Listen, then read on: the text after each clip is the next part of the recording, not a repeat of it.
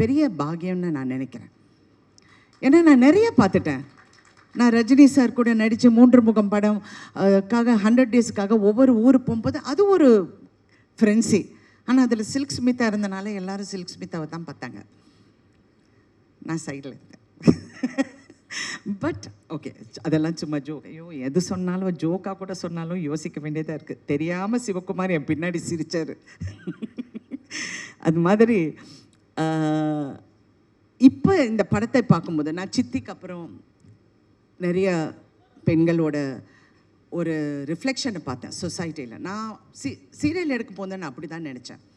But இதில் டைரக்டர்கிட்ட எனக்கு பிடிச்சது கேரக்டர் பில்டிங். அந்த கேரக்டர்ஸை எப்படி பில்ட் பண்ணணும், அந்த கேரக்டரை எப்படி நம்ம கொண்டு போய் சேர்க்கணும் இங்கிறது அவ்வளோ ஒரு திறமை. அதாவது நீங்கள் பாரதி ராஜா ஒப்பிட்டு நிறைய பேர் சொன்னாங்க, அவர் தனி கேட்டகரி. அவர் சினிமாவை ஒரு புரட்சி பண்ணார். கண்டிப்பாக சிவகுமார் நீங்கள் அந்த புரட்சியை நீங்கள் கடைப்பிடிச்சு கடைசி வரைக்கும் அந்த புரட்சியை நீங்கள் அதனால தான் நான் உங்கள் செய்யோனை பற்றி திருப்பி நான் பேசுகிறேன். சிவா கரெக்டாக பண்ணுங்கள். அதாவது சிவான்னு உங்களை அவரையும் சொல்கிறேன் சிவான்னு. பட் அவரை நான் இப்போ எஸ்கேன்னு கூப்பிட்றேன். SK1 SK2 இருக்காங்க என் லைஃப்பில். ஒன்று என் ஹஸ்பண்ட் சரத்குமார், இன்னொன்று producer Sivakarthikeyan and actor. So 2 SKs who have changed my life also. ஏன்னா அவர் தான் என்னை வற்புறுத்தி இந்த படத்தை பண்ண சொன்னார். பண்ணியே ஆகணும்னு. நான் முடியவே முடியாதுன்னு.